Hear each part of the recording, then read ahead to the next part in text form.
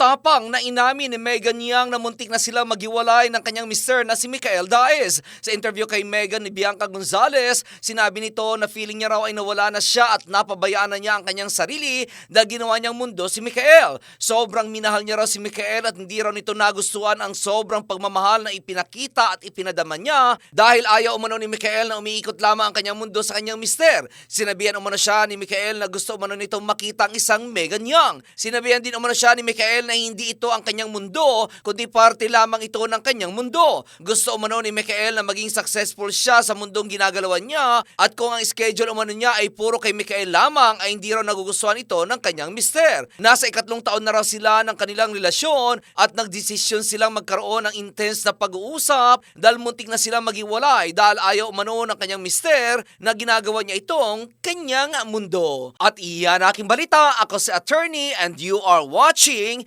The News Watch.